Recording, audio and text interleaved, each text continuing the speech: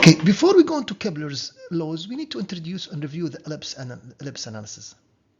So the ellipse, for the ellipse, we have two foci or singular focus, and those are located at C and minus C.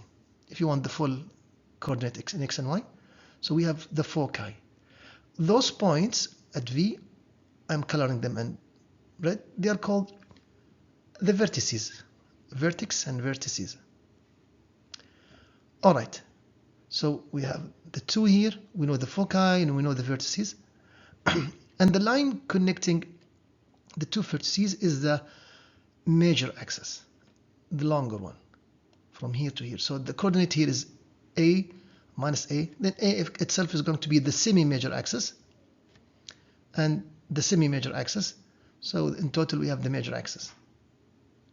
Similarly, in the other dimension we have B and minus B, and those are called the semi-minor axis for B, and those are from 0 to B is the line connecting between these 2 points is the minor axis, and half of that would be the semi-minor axis. Excellent. So in this diagram we have defined the foci, the vertex, and we also have defined the major and the minor axis. To know more about the ellipse and related, then you can visit the following 2 links. Now the equation that governs the ellipse, we know that a squared equal to b squared plus c squared. So a is the distance here, b is the distance here, and c is the focus. So a squared, okay, plus b squared equal to so a squared equal to b squared plus c squared. A is the biggest one. The standard notation for the ellipse, we have x squared divided by a squared plus y squared divided by b squared equal to 1. Of course, you could have shifted ellipse, then you can apply the shift to x and y. But the following ellipse can be represented by the following equation. The area of the ellipse, the area A, equal to A pi times A times B. Remember that if A equal to B, we have a circle, and then we get pi r squared. So we have B times A times B times A times B. Pi times A times B, sorry. We also represent the eccentricity of the ellipse, which is a measure of how circular is. We have an extreme, which is a circle, another extreme is a line. Between them, we can measure the eccentricity of the ellipse. It's going to be A minus B over A plus B. So if A and B are the same, which means we have a circle, and eccentricity is going to be 0. Okay, and then of course A could be greater. If A and B are the same, we get 0. A could be greater, and of course the limit would be 1. So not we have the 2 extremes for the eccentricity. Next, we're going to use what these coordinate systems and ellipse to introduce the Kepler's equations. So stay with us, stay tuned. Okay, welcome. This is the Kepler's 3 laws. I will state them and then we'll take them one at a time. So the orbit is these are the 3 laws. We'll just mention them quickly and then we'll go into one by one.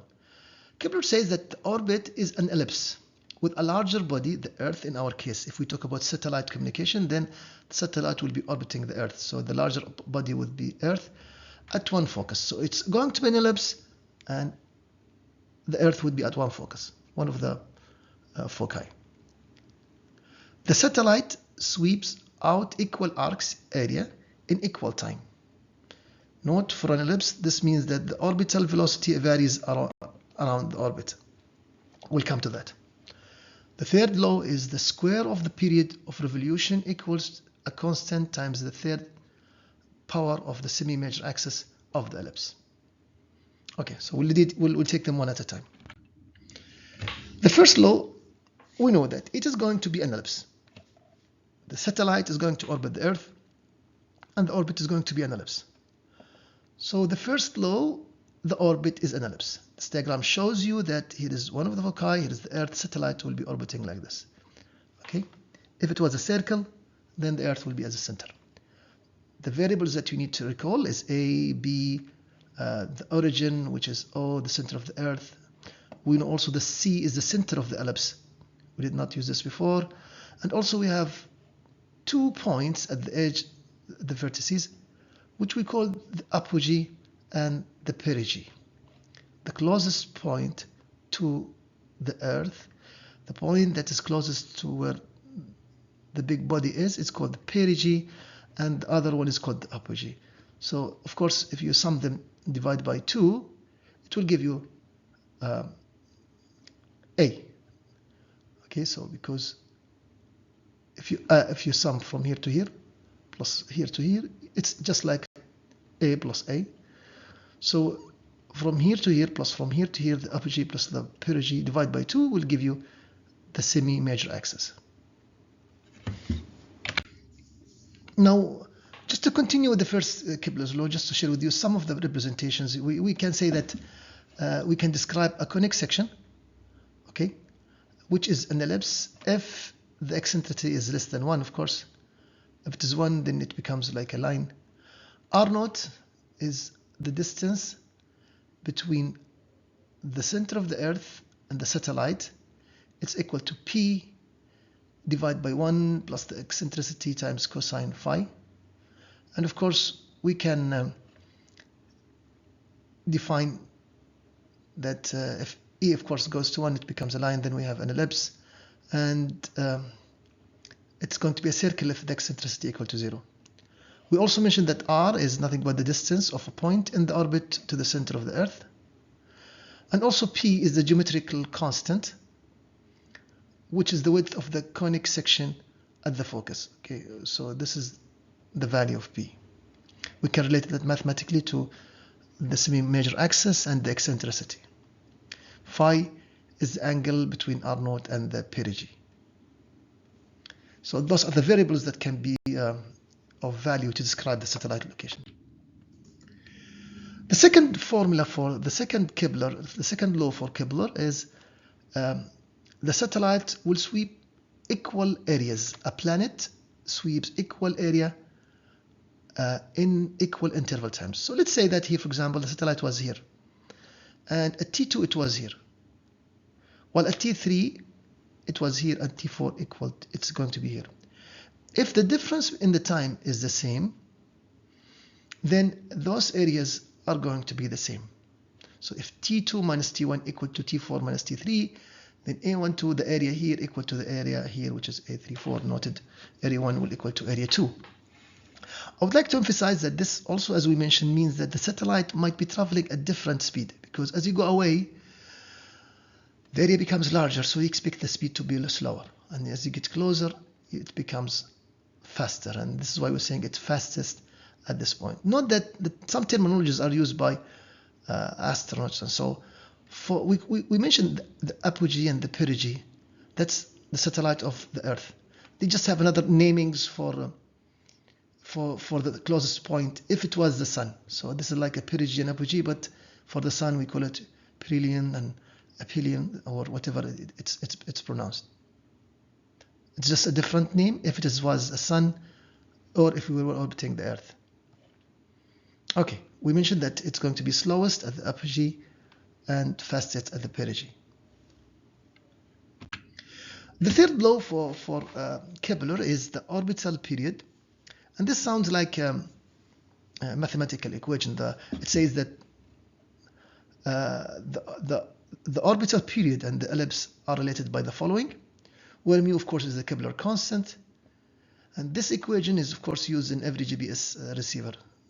So this is the square of the period here is equal to a constant, those are all constants, multiplied by the cube of the semi-major axis.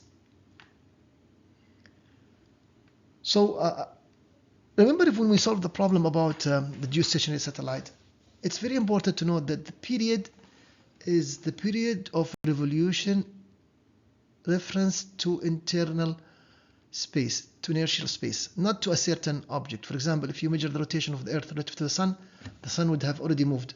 And we mentioned the difference between the sidereal day and the solar day.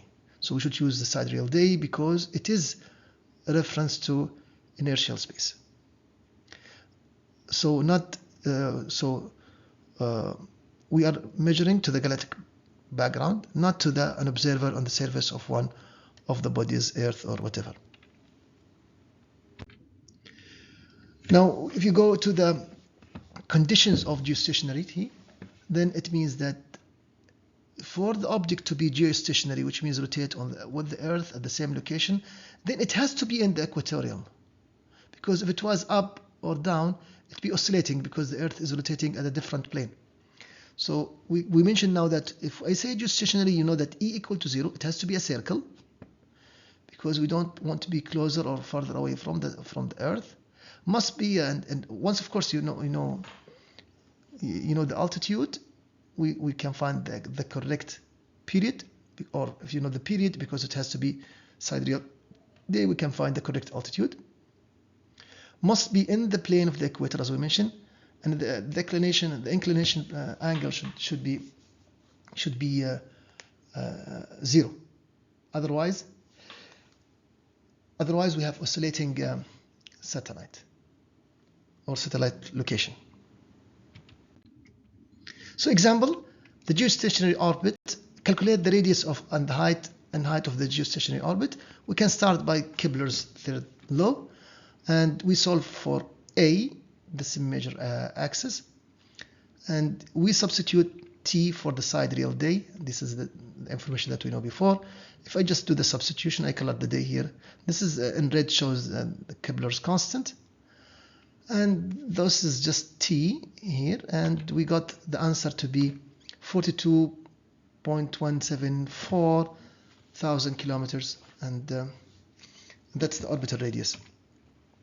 If you want to find h, the altitude, then of course you subtract the average Earth radius, which is given by the following equation, and that's the elevation. We have found these numbers before, but in a different context.